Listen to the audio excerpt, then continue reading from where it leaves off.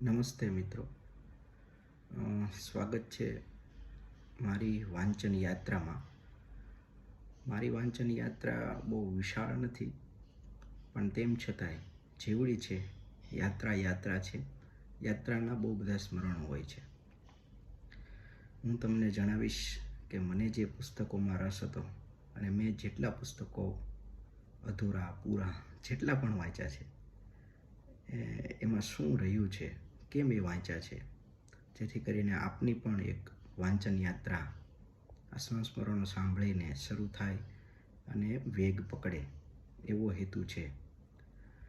એકવાર યુનિવર્સિટીમાં હું MA કરતો ત્યારે એના સેનેટ હોલમાં ગુજરાતીનું એક વ્યાખ્યાન સાંભળ્યું હતું.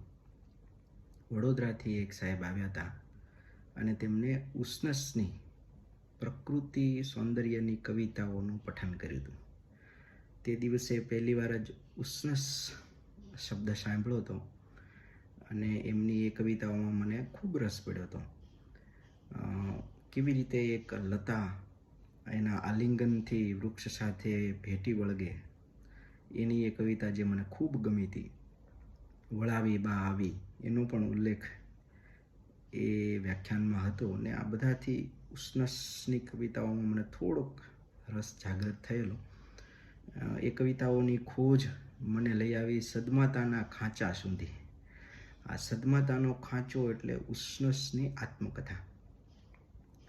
સદમાતાનો ખાંચો એ ખરેખર તો ઉષ્ણસનું સરનામું પાટિયું છે, પણ એમની આત્મકથાનું એ શીર્ષક પણ છે.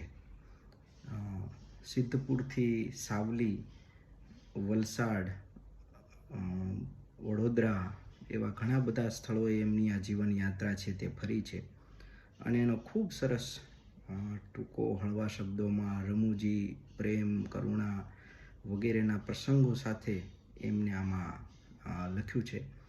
ઉષ્ણસ સાથે આપણને પ્રેમ જરૂર બંધાઈ જાય. સદમાતાના ખાંચા પુસ્તકમાં એનું પ્રાકથન છે તે રઘુવીરભાઈએ કર્યું છે અને પુસ્તકની પાછળ ઘણા બધા લેખો પણ એના વિશે લખાયેલા છે. એક નિસ્બત આ પુસ્તક સાથેની એ પણ રહી, વાંચ્યા પછી ખબર પડી કે જ્યારે એ સિદ્ધપુરમાં રુદ્રમાળના ખાંચામાં રહેતા હતા ત્યાં જ રવ દેસાઈ એ શહેરના વહીવટદાર હતા, તે પણ રહેતા હતા. એમના દીકરા એટલે અક્ષયકુમાર દેસાઈ જે અમારા સમાજશાસ્ત્રી છે હતા, અને અક્ષુભાઈ સાથેનો એમનો નિસ્બત આ પુસ્તકથી મને ખબર પડી કે અક્ષુને હું હારે સ્કૂલમાં ભણતા, પણ એ અમારી સાથે બહુ ભણતો નહીં એવો ઉલ્લેખ ઉષ્ણસે આમાં કરેલો છે. તો એક પુસ્તકથી કેટલી બધી નિસ્બત આપણને મળતી હોય છે. ગુજરાતીના વિદ્યાર્થીઓએ તો આ પુસ્તક ચોક્કસ વાંચવું હશે, પણ અન્ય મારા મિત્રોને પણ ઈજન આપું છું કે આ પુસ્તક તમે ચોક્કસ વસાવો, વાંચો, તમને ખૂબ ગમશે. ઉષ્ણસની કવિતાઓથી તમને પ્રેમ થશે અને પ્રકૃતિ સૌંદર્ય જો તમને ગમતું હોય ને પુસ્તક ગમતું હોય તો એ ઉષ્ણસથી વધુ સંયોગિક બીજું કોઈ ન હોઈ શકે. ધન્યવાદ.